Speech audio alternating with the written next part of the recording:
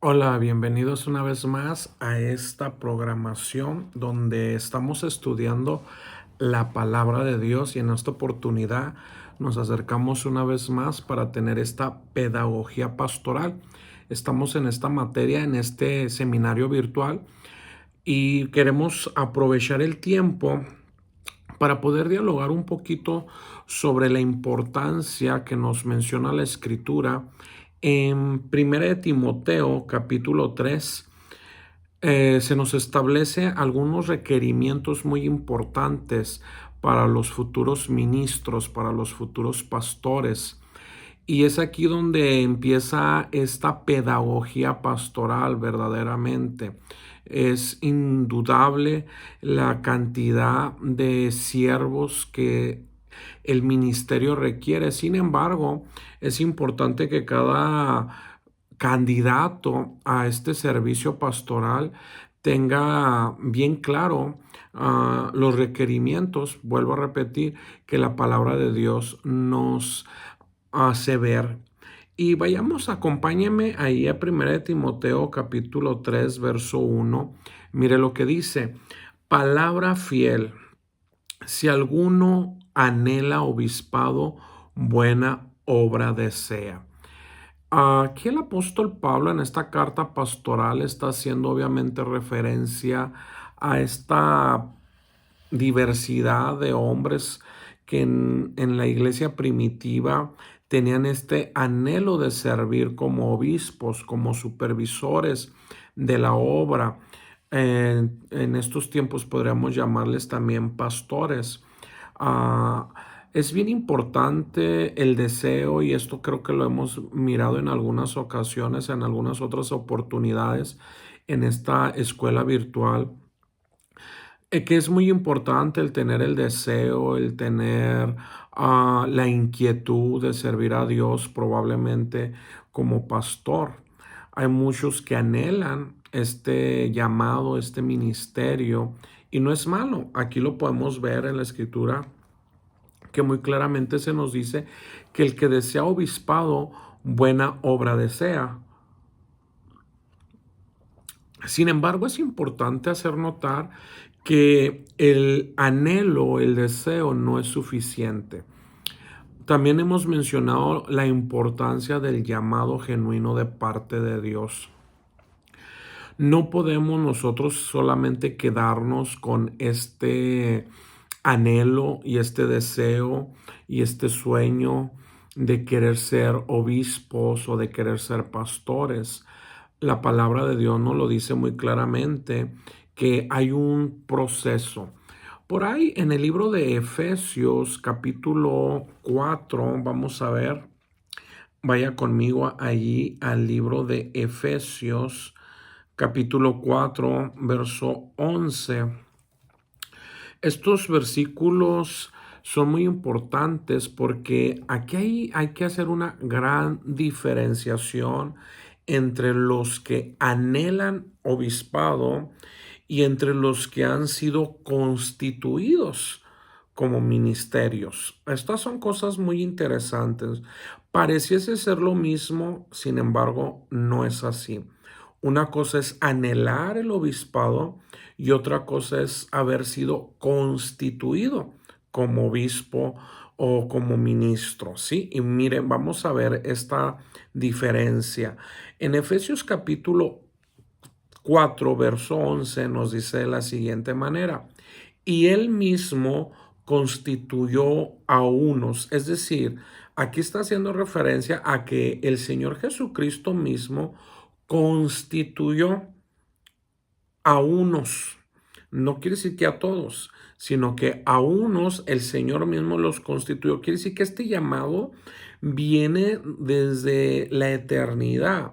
Es un llamado que se hace en la eternidad y se viene a traer la función o a ejercer la función aquí en la tierra. Estos hombres o hombres y mujeres con estos llamados no necesariamente son personas que han anhelado el serlo, sino que ya fueron constituidos por el Señor. Y dice aquí, vuelvo a repetir, Efesios 4:11, y él mismo constituyó a unos apóstoles, a otros profetas, a otros evangelistas, a otros pastores y maestros.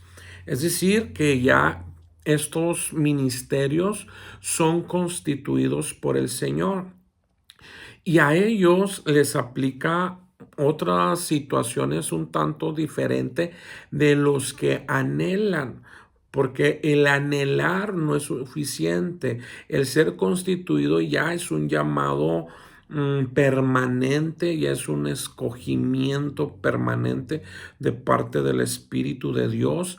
Así que hay estas variantes, podríamos decir. Y en el versículo 12 nos menciona el propósito por el cual fueron constituidos como apóstoles, profetas, evangelistas, pastores y maestros. 5 ministerios primarios. Hay quienes aseveran que hay más ministerios primarios, 6, 7, 8, 9. Sin embargo, los que sí verdaderamente se mencionan explícitamente en la escritura y sin ambigüedades son estos 5: apóstoles, profetas, evangelistas, pastores y maestros. Bien importante, una iglesia que va a lograr crecer, una iglesia que va a lograr desarrollarse saludablemente, una iglesia que va a impactar el área donde está siendo sembrada, será una iglesia que es ministrada por apóstoles, profetas, evangelistas, pastores y maestros. Más adelante tal vez incurramos en esta enseñanza sobre qué son las funciones de estos 5 ministerios y cómo pueden ejercer y funcionar y ministrar dentro de una iglesia local o dentro de una red de iglesias. Esto es bien importante. Pero por ahora, no nos adelantemos a eso. Me gustaría que siguiéramos con este tema.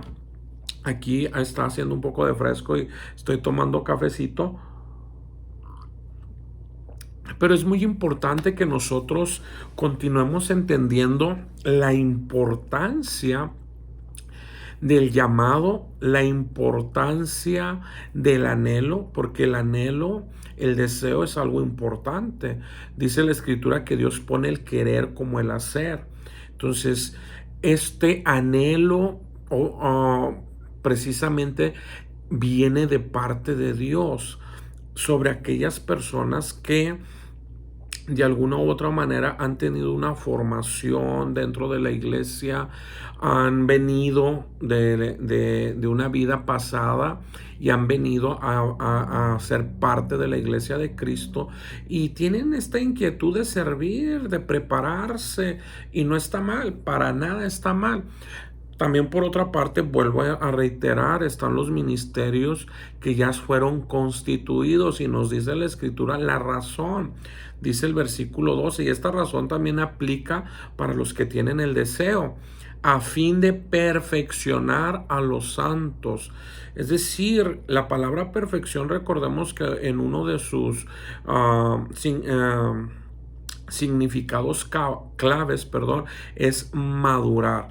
Entonces aquí podríamos nosotros parafrasear diciendo a fin de madurar a los santos para la obra del ministerio.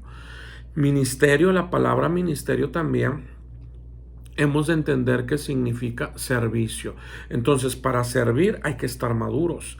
Y para poder alcanzar la madurez necesitamos la administración de los 5 ministerios, la enseñanza que nos van a aportar estos 5 ministerios. Y también los que tienen anhelo de obispo se van a constituir en ministerios conforme vayan avanzando en los requerimientos para poder madurar a los santos. ¿Qué más nos dice el versículo 12? Para la edificación del cuerpo de Cristo. Entonces, estos ministerios sirven de la manera en madurar a los santos, perfeccionarlos y edificar. Hay que edificar el cuerpo de Cristo.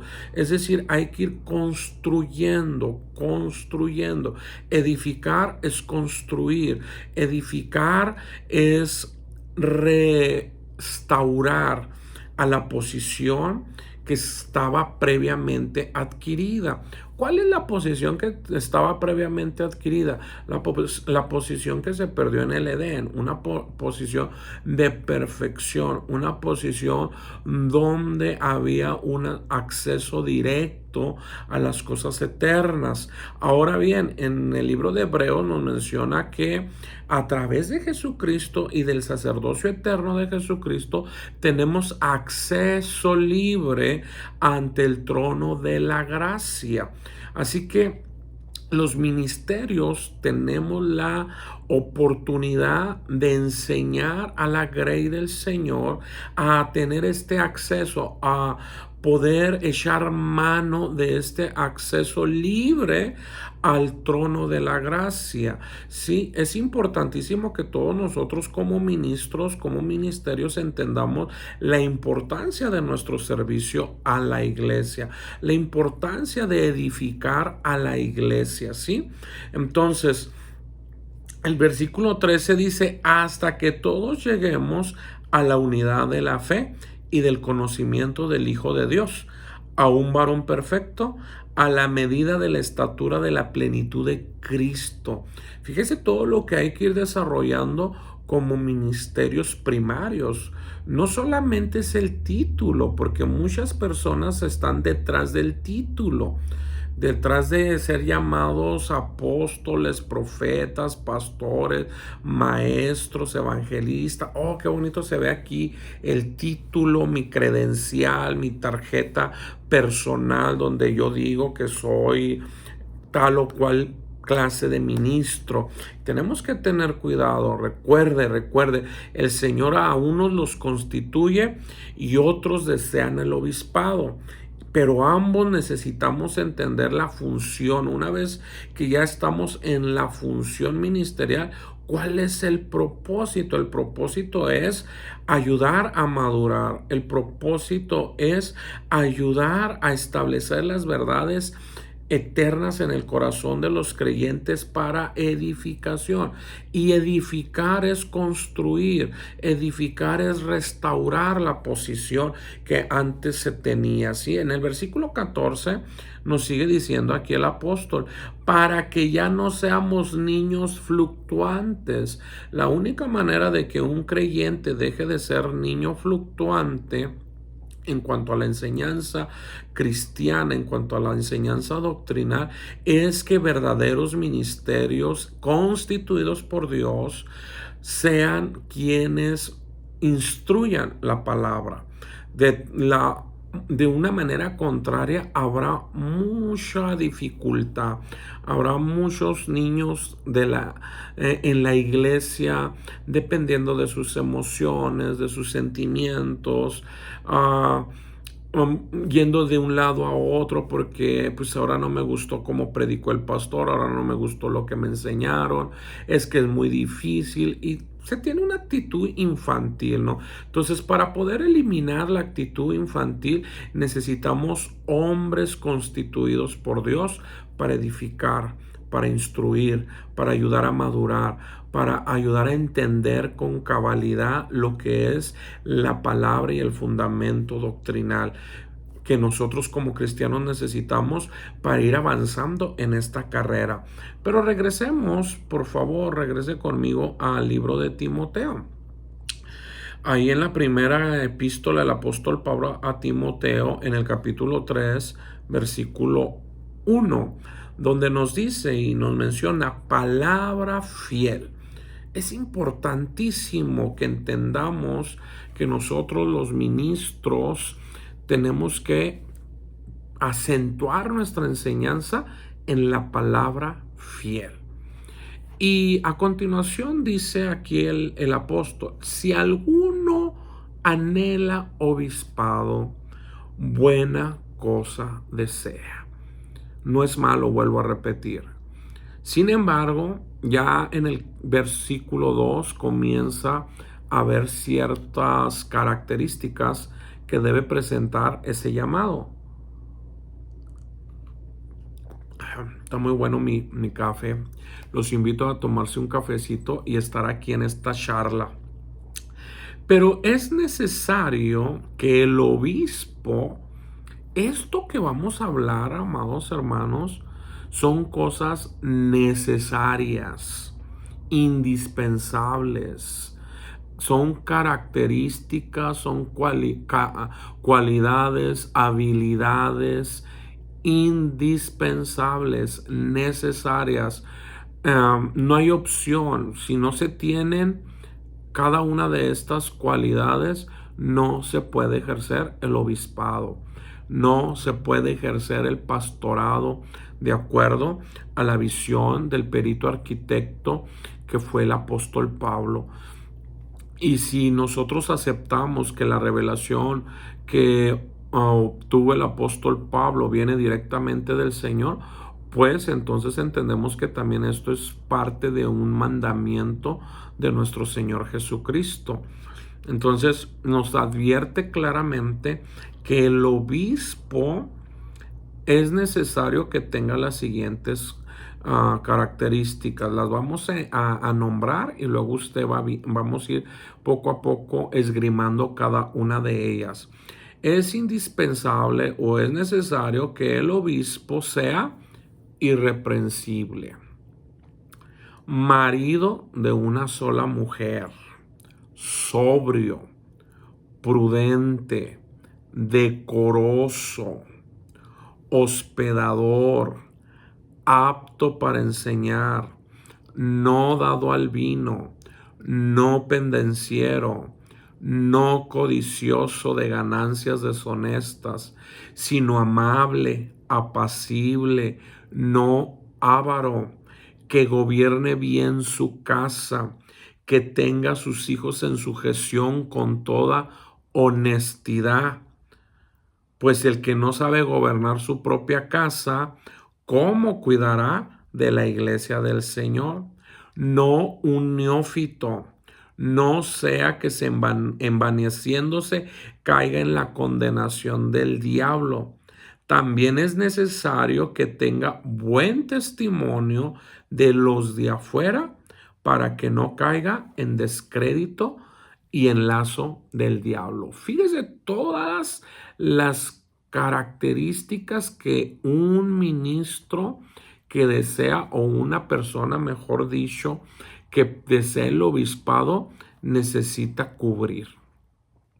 Son bastantes, ¿verdad? Son desde el versículo 1 hasta el versículo 7. Ahí se nos mencionan todos estos requisitos. Ahora, ¿los cumplimos? ¿Realmente cumplimos con todos estos requisitos? ¿Qué es lo que nos está haciendo ver aquí el apóstol? Que el ministerio es santo, el ministerio es muy serio, el ministerio es muy delicado. No cualquiera puede gobernar la iglesia de Cristo. Ya aquí en paréntesis, en el versículo 5 dice muy claramente, pues el que no sabe gobernar su propia casa, ¿cómo cuidará de la iglesia de Dios? Y ahora bien, aquí se abre, ¿no?, la puerta a una discusión, se abre la puerta a un debate entre los que creen y piensan, aseveran que la mujer puede ejercer gobierno y los que no.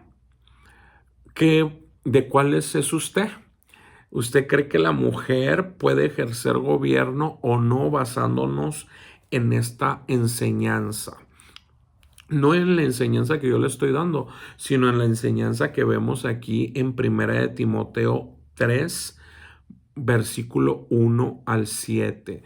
Dice, el que desea obispado, el que desea un pastorado, Entonces, amén. Creo fielmente que Dios usa a las hermanas de una manera excepcional, pero aquí tenemos un problema que no nos marca el apóstol Pablo en su escrito, no marca si es viable el llamado pastoral de gobierno en la iglesia, ah, de la mujer, porque nos está mencionando que el que no gobierna bien su casa, dice aquí, pues el que no sabe gobernar su propia casa, el que no sabe gobernar su propia casa, ¿cómo cuidará de la iglesia de Dios? Entonces nos habla aquí implícitamente que gobernar es cuidar. Si yo como varón no sé cuidar, no sé gobernar en mi propia casa, ¿cómo cuidaré, cómo gobernaré en la iglesia del Señor? Entonces son aspectos muy importantes que debemos ir nosotros calibrando, sobre todo en en aquellas iglesias donde hay obreros, obreras, donde hay hombres, mujeres que auxilian en la predicación, en la enseñanza. Hay que echarle los dos ojos, no uno, los dos ojos a 1 de Timoteo capítulo 3, verso del 1 al 7. Y aquí es importante, obviamente, lo que nos marca, requisitos de los obispos, de los supervisores, de los que observan, de los que cuidan, de los que enseñan, de los que son pastores. Entonces, en esta pedagogía espero yo que hayamos podido compartir algo con ustedes. Si es de su agrado, espero yo tener sus comentarios. Si no de su agrado, pues igualmente puede también comentarnos. Háganoslo saber, comparta por favor estas enseñanzas y esperamos que en una próxima oportunidad podamos continuar desarrollando este tema. Recuerde, son unos los que han sido constituidos y otros los que desean.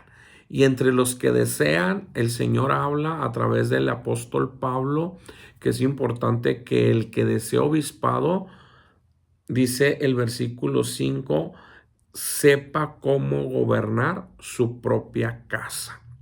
¿Sí? Y entonces ahí se nos abre este debate si la mujer puede gobernar su propia casa desde el punto de vista del apóstol y de la escritura, de lo escrito está.